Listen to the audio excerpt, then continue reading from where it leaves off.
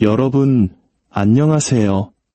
지적인 부를 추구하는 여러분의 경제 멘토, 핀플루언서 김프로입니다. 혹시 갓생 살기 다들 도전하고 계신가요? 매일 아침 일찍 일어나서 운동하고 책 읽고 열심히 일해서 자산을 불리는 거요. 정말 멋진 일이죠. 하지만 우리가 이렇게 열심히 쌓아올린 부와 성공이 과연 우리 자신만을 위한 것일까요? 여러분의 자산 포트폴리오에 지혜라는 가장 강력한 무형자산을 추가하고 싶으시다면 지금 바로 구독과 좋아요 버튼을 눌러주세요. 여러분의 부의 여정에 저희 채널이 든든한 동반자가 되어드리겠습니다. 1901년 쌀쌀한 가을 아침이었습니다. 한 남자가 뉴욕 5번가에 있는 방이 64개나 딸린 대저택에 앉아 있었습니다. 오늘날 가치로 따지면 약 600억 원에 달하는 어마어마한 저택이었죠. 그리고 이 남자의 자산은 현재 가치로 무려 400조 원이 넘었습니다. 400조 원이요. 감이 오시나요? 대한민국 최고 기업인 삼성전자의 시가총액과 맞먹는 돈입니다. 그는 철강 산업을 지배하며 말 그대로 무에서 이 모든 것을 이뤄낸 인물, 앤드루 카네기였습니다. 그의 공장들은 밤낮 없이 굉음을 내며 돌아갔고 은행 계좌는 마르지 않는 샘처럼 돈으로 넘쳐났습니다. 하지만 그의 마음 한구석에는 채워지지 않는 깊은 공허함이 자리 잡고 있었죠. 몇 년 동안 그는 입버릇처럼 말했습니다. 부자로 죽는 것은 불명예스럽게 죽는 것이다. 도대체 이 말은 어디서 나온 걸까요? 그의 머릿속에는 과거의 장면들이 스쳐 지나갔습니다. 피비린내 나는 홈스테드 파업 현장에서 쓰러져간 노동자들의 삶, 무자비하게 짓밟힌 노동조합, 그리고 자신의 이익을 위해 말 그대로 피를 흘렸던 수많은 사람들. 떨리는 손으로 펜을 집어든 카네기는 단 한 번의 서명으로 자신의 전 재산을 도서관, 대학, 자선단체, 재단에 넘기는 절차를 시작했습니다. 하지만 이게 정말 한 인간의 진정한 구원의 서사였을까요? 아니면 자신의 어두운 과거를 돈으로 세탁하려는 한 억만장자의 역사 다시 쓰기 시도였을까요? 카네기는 과연 세계 최고의 박애주의자였을까요?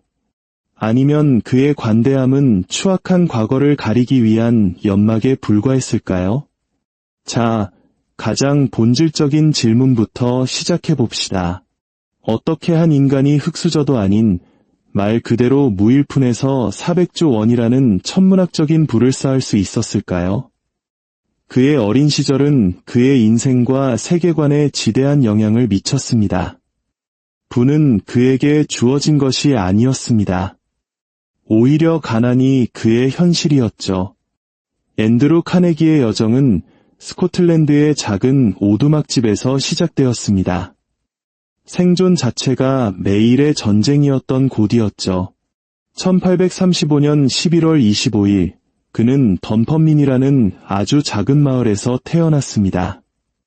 별다른 기회도 없는 시골이었지만 그의 부모님은 어떻게든 생계를 꾸려나가려 애썼습니다.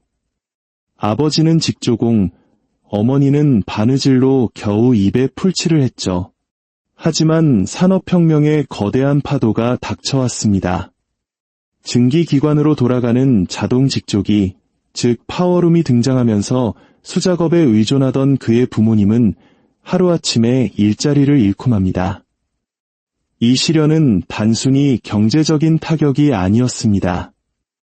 어린 앤드루 카네기에게는 평생 잊을 수 없는 인생의 교훈이었습니다. 기술의 변화, 경제의 흐름에 적응하지 못하면 어떻게 도태되는지를 뼈저리게 느낀 거죠. 카네기 가족은 믿음의 도약을 감행했습니다. 스코틀랜드에 남아 굶주리거나 아니면 모든 것을 버리고 기회의 땅 미국으로 건너가거나 결국 그들은 펜실바니아주 엘러게니에 도착했습니다. 그곳은 스코틀랜드 이민자들이 모여 사는 작은 공동체였지만 돈도 인맥도 없는 이들에게 미국에서의 삼 역시 결코 쉽지 않았습니다. 이 초기의 고투가 카네기의 마인드셋을 형성했습니다. 그는 생존이 곧 적응이라는 것을 배웠습니다. 산업은 흥하고 망할 수 있지만 인간은 언제나 적응하고 새롭게 시작할 수 있다는 것을요. 이 교훈은 평생 그를 따라다녔습니다. 그는 부모님을 돕고 싶었습니다. 불과 12살의 나이에 앤드루 카네기는 면직 공장에서 실감는 기계의 실패를 갈아 끼우는 보빈보이로 사회생활을 시작했습니다. 끔찍한 노동이었죠. 긴 노동시간, 쥐꼬리만 한 임금, 그리고 거의 없는 휴식. 하지만 어린 카네기에게는 더 나은 미래를 만들고야 말겠다는 강한 열망이 있었습니다. 그는 일하지 않는 모든 순간을 독서와 글쓰기, 그리고 야간 학교에 쏟아부었습니다. 그는 교육만이 이 지긋지긋한 가난에서 탈출할 수 있는 유일한 길임을 본능적으로 알고 있었습니다. 요즘 말로 하면 원조 갓생러였던 셈이죠. 14살이 되던 해 카네기는 전보 배달원으로 직업을 바꿉니다. 공장 바닥보다는 훨씬 나은 일이었지만 더 중요한 것은 이 일이 그를 올바른 시간, 올바른 장소로 이끌었다는 점입니다. 카네기의 명석한 두뇌와 지칠 줄 모르는 성실함은 사람들의 눈에 띄지 않을 수 없었습니다. 1853년 펜실바니아 철도회사의 지역 책임자였던 토머스 스콧은 이 어린 배달원의 잠재력을 꿰뚫어 보았습니다. 그는 카네기를 개인 비서 겸 전신기사로 고용했습니다. 이 역할은 카네기에게 더 큰 성공을 향한 스프링보드가 되어주었죠. 불과 5년 만에 그는 스콧의 뒤를 이어 지역 책임자 자리에 오릅니다. 그리고 바로 이곳에서 카네기는 미국 역사상 가장 암울한 시기에 자신의 인생 최대 기회를 발견하게 됩니다. 바로 남북전쟁이 발발한 것입니다. 펜실바니아 철도에서의 그의 직책은 그에게 전선의 수요를 누구보다 빨리 파악할 수 있는 독보적인 시야를 제공했습니다. 끊임없는 전투는 철에 대한 엄청난 갈증을 불러일으켰고 그는 발사되는 모든 총알과 포탄에 더 많은 금속이 필요하다는 것을 깨달았습니다. 전쟁이 끝나자 카네기는 단호하게 행동했습니다. 그는 철도와 전신에서 벌어들인 에너지와 자본을 철강 분야로 돌렸습니다. 그는 키스톤 교량회사를 설립했습니다. 이는 그의 거대한 철강 제국을 향한 무대에 막을 올린 결정적인 한 수였습니다. 그의 전략적 투자는 엄청난 성공을 거두었고 1865년 키스톤 교량회사는 막대한 수익을 내기 시작했습니다. 이것이 그가 산업계의 거물이 되는 서막이었습니다. 하지만 이 모든 성공은 철도 산업에서의 경험에 큰 빚을 지고 있었습니다. 철도 산업은 카네기에게 물류와 인프라의 내부 작동 방식을 가르쳐 주었고 이 모든 것에는 강철, 아주 많은 강철이 필요했습니다. 미국 철도가 폭발적으로 성장함에 따라 그는 지식을 힘으로 바꿀 기회를 보았습니다. 탄탄한 네트워크를 이용해 주요 계약들을 따냈죠. 성공은 더 큰 야망을 낳았습니다. 그는 철교와 철도 관련 투자에 돈을 쏟아부었고 한 걸음 한 걸음 거대한 제국에 가까워졌습니다. 이 모든 것을 그는 30대에 이뤄냈습니다. 가난 속에서 자란 아이가 이제는 상상조차 할 수 없었던 돈을 갖게 된 것입니다. 그의 연수입은 당시로서는 천문학적인 금액인 5만 달러, 현재 가치로 약 15억 원까지 치솟았습니다. 그를 차별화시킨 것은 인맥과 네트워크뿐만이 아니었습니다. 그는 항상 업계 동향을 예의주시하며 새로운 기회를 포착하려 했습니다. 말하자면 오늘날 비즈니스 세계의 표준이 된 시장 분석의 초기 형태를 이미 실행하고 있었던 셈이죠. 이를 통해 그는 제임스 뷰캐넌 이즈라는 한 토목 기사의 계획을 알게 됩니다. 세인트루이스의 미시시피 강을 가로지르는 거대한 다리를 건설하겠다는 야심찬 계획이었죠. 카네기는 이것이 자신의 기회임을 직감했습니다. 그는 키스톤이 그 계약을 반드시 따내야 한다고 결심했습니다. 이 프로젝트는 키스톤을 스포트라이트의 중심으로 이끌 뿐만 아니라 앞으로 더 큰 계약으로 가는 문을 열어줄 것이기 때문이었습니다. 하지만 문제가 하나 있었습니다. 이즈는 카네기를 싫어했습니다. 그는 카네기를 엔지니어가 아닌 사업가, 공학적 완성도보다 이익을 우선시하는 사람으로 보았죠. 당연히 둘 사이의 긴장감은 극에 달했습니다. 공사는 지연되고 비용은 치솟았습니다. 하지만 갈등에도 불구하고 둘 다 이 다리를 완성하고 싶다는 공통의 목표가 있었고 마침내 다리는 그 웅장한 모습을 드러냈습니다. 완성된 다리를 보며 카네기는 자부심을 느꼈습니다.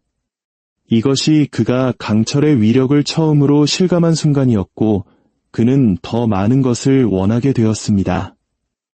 이즈 다리는 카네기가 구조용 강철과 처음으로 마주한 경험이기도 했습니다. 그는 강철이 부러지지 않고 휘어지고 엄청난 무게를 견디며 수세대 동안 지속될 수 있다는 것을 보았습니다. 이것은 강철 산업을 변화시킬 결정적인 순간이었습니다.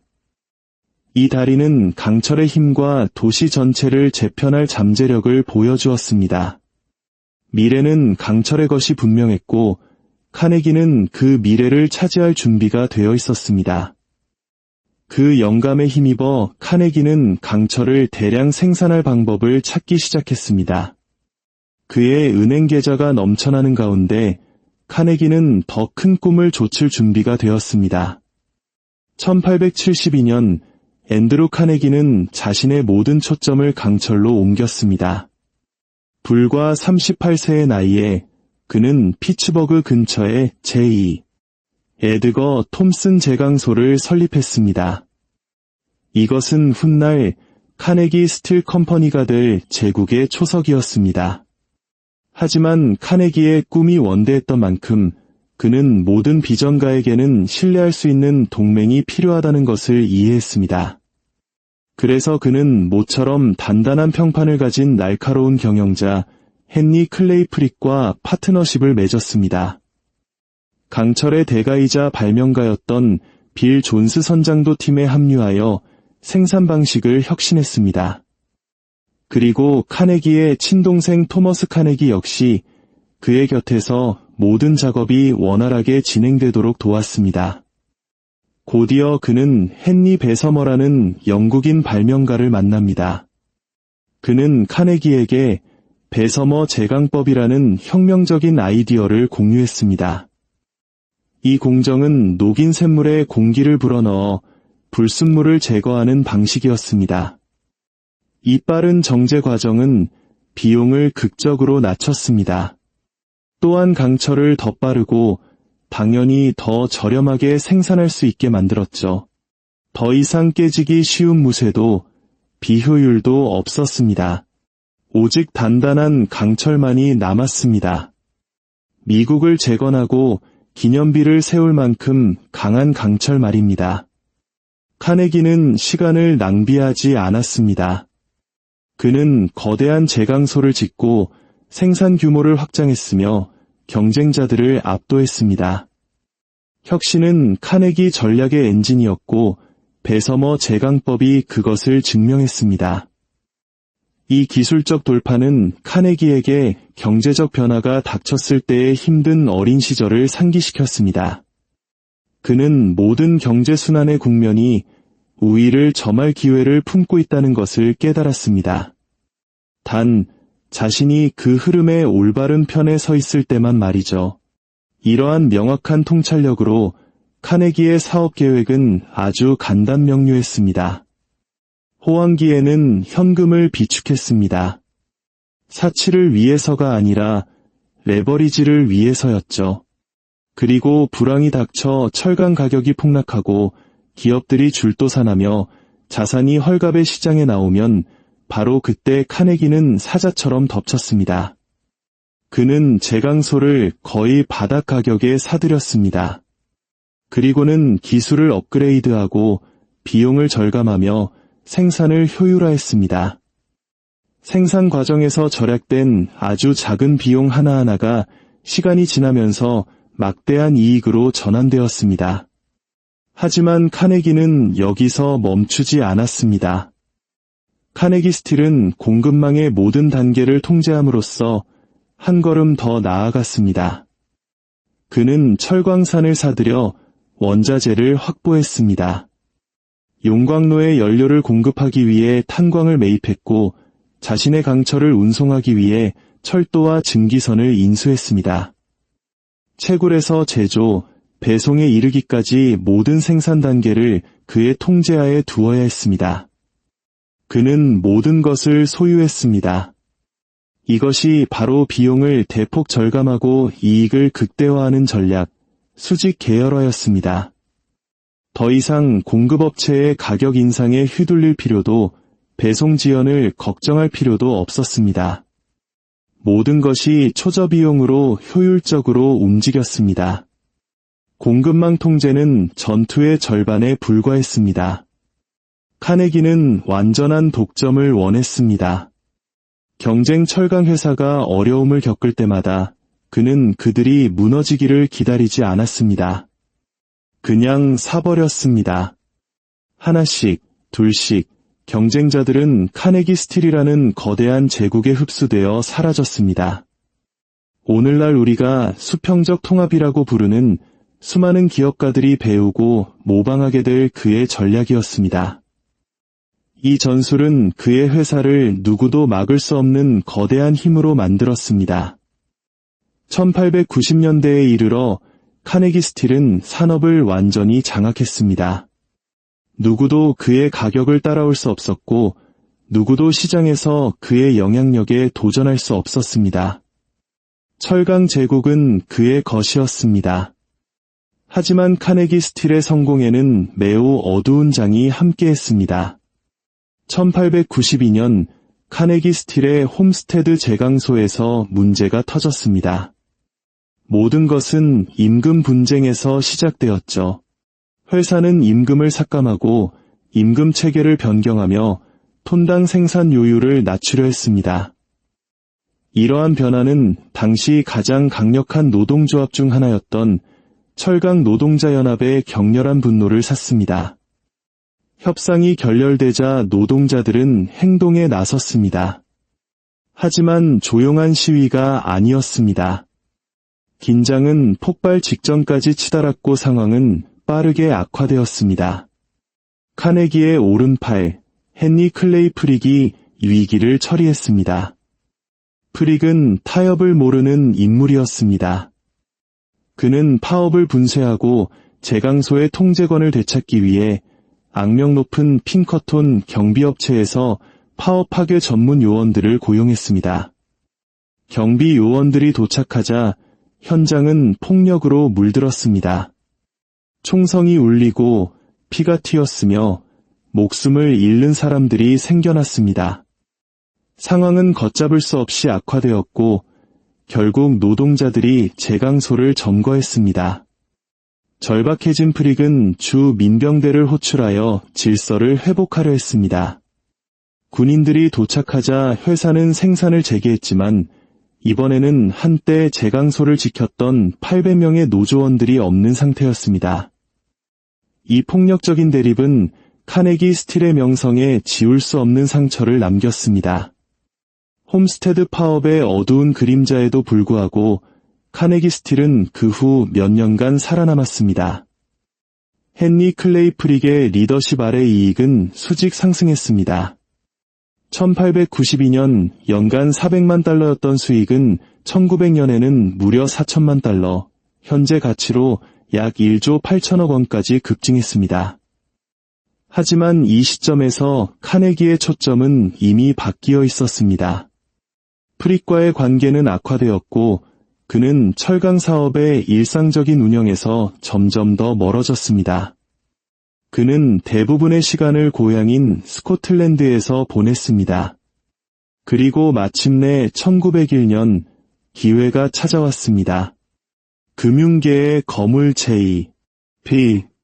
모건은 월스트리트 최고의 은행가 중 한 명으로 엄청난 부를 이룬 인물이었습니다. 그는 카네기가 제시한 4억 9,200만 달러, 현재 가치로 약 22조 원에 달하는 제안을 수락했습니다. 이 거래로 카네기 스틸은 새로 설립된 S. 스틸 코퍼레이션, 즉 역사상 최초의 10억 달러 기업의 기반이 되었습니다. 이 매각은 카네기의 철강 시대의 종말을 고했지만 훨씬 더 거대한 무언가, 즉 박애주의자로서의 그의 유산을 위한 무대의 막을 올렸습니다. 성공의 정점에서 앤드루 카네기는 세계 최고의 부자였습니다. 하지만 카네기에게 부는 책임이었습니다. 그는 단순히 재산을 움켜쥐고 있는 데에는 아무런 관심이 없었습니다. 그는 부자로 죽는 것은 불명예스럽게 죽는 것이라고 굳게 믿었습니다. 그래서 그는 부를 지키는 대신 남은 생애 동안 그 모든 것을 사회에 환원하는 데 바쳤습니다. 그의 철학은 분명했습니다. 1889년 그는 부의 복음이라는 에세이에서 자신의 신념을 글로 옮겼습니다. 여기서 그는 부유한 사람들이 개인적인 이득을 위해 돈을 쌓아두는 대신 사회의 이익을 위해 그 돈을 사용할 의무가 있다고 주장했습니다. 이 글은 100년이 훌쩍 지난 오늘날에도 자본주의와 사회적 책임 사이의 미묘한 경계에 대한 논쟁을 불러일으키고 있습니다. 부의 복음에서 그는 자신의 입장을 명확히 했습니다. 이런 식으로 막대한 돈을 남기는 사람들은 만약 그 돈을 저승으로 가져갈 수 있었다면 결코 남기지 않았을 사람들로 생각해도 무방하다. 마치 하나님이 잠시 맡겨주신 재산을 관리하는 청지기처럼 부는 더 큰 선을 위해 사용되어야 한다고 믿었던 것입니다. 카네기가 말하는 더 큰 선은 바로 교육에 집중되어 있었습니다. 그는 교육이야말로 가난에서 벗어나 수많은 기회의 문을 열어주는 궁극적인 평등의 도구라고 믿었습니다. 그래서 그는 학교와 대학에 투자했습니다. 그는 좋은 교육을 받으면 누구나 인생에서 더 나은 기회를 얻을 수 있다고 진심으로 믿었습니다. 그는 학교와 대학에 기부하는 것 외에도 전 세계에 3,000개가 넘는 공공도서관을 지었습니다. 이곳은 누구든지 들어가 책을 집어들고 새로운 것을 발견할 수 있는 공간이었습니다. 이는 오늘날에도 여전히 영향을 미치고 있는 그의 영속적인 유산 중 하나입니다. 1911년 그는 뉴욕에 카네기 재단을 설립했습니다. 지식을 전파하고 이해를 증진시키기 위한 대담한 시도였죠. 또한 그는 국제평화를 증진하기 위해 카네기 국제평화재단을 설립했고 헤이그의 평화궁 건설에 거액을 기부했으며 교사들의 안정적인 노후를 위해 연금 기금을 만들었습니다. 그의 기부는 미국을 넘어 영국과 아일랜드까지 이어졌습니다. 자, 이제 우리는 그가 한 좋은 일들에 대해 많이 이야기했습니다. 카네기는 종종 흑수저 성공신화, 자신의 재산을 좋은 일에 쓴 철강왕으로 기억됩니다. 하지만 그가 무자비한 사업가였다는 사실을 잊어서는 안 됩니다. 카네기는 부를 축적했을 뿐만 아니라 수백만 명을 극심한 가난 속에 가두는 시스템을 옹호했습니다. 그의 철강 제국은 굶주림에 가까운 임금, 끝없는 노동시간과 같은 끔찍한 조건 위에서 운영되었습니다. 노동자들이 공정한 임금과 안전을 위해 싸우려 할 때 그는 그들의 요구를 거부했습니다. 더 나쁜 것은 그는 폭력으로 그들에게 응답했다는 것입니다.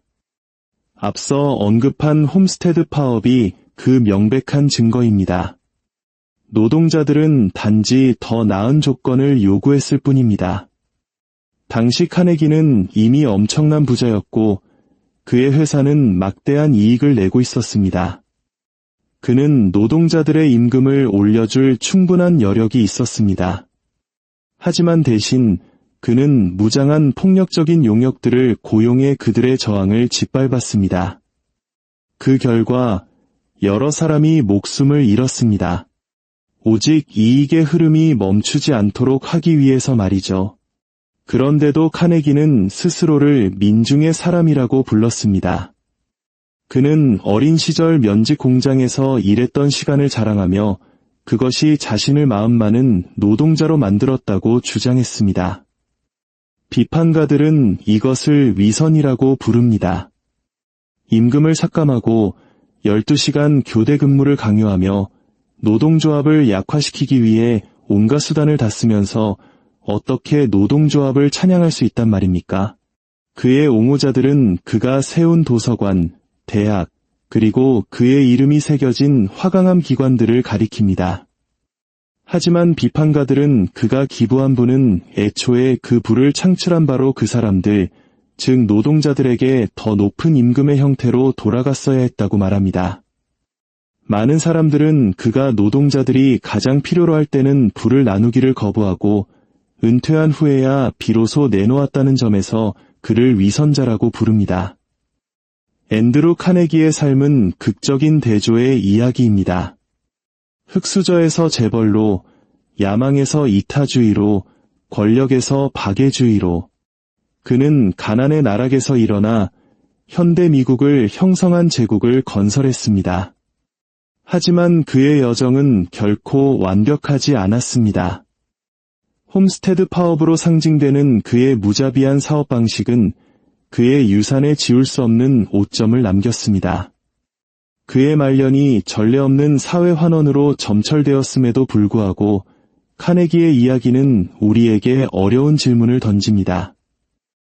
막대한 부는 과연 그 부를 창출하는 과정에서 종종 발생하는 착취와 진정으로 분리될 수 있을까요? 자선 활동이 노동자들의 등을 밟고 세워진 유산을 구원하기에 충분할까요? 결국 카네기의 삶은 우리에게 진보는 대가를 치르며 진정한 위대함은 우리가 무엇을 건설했는가뿐만 아니라 우리가 무엇을 남기기로 선택했는가에 따라 측정된다는 것을 상기시킵니다. 그의 유산은 야망의 힘, 인간 본성의 복잡성, 그리고 가장 논란이 많은 인물조차도 구원을 위해 노력할 수 있다는 영원한 희망에 대한 증거입니다. 여러분은 어떻게 생각하시나요? 카네기는 자신의 부를 더 큰 선을 위해 사용한 비전가였을까요? 아니면 단순히 자신의 이야기를 다시 쓰려고 했던 냉혹한 거물이었을까요?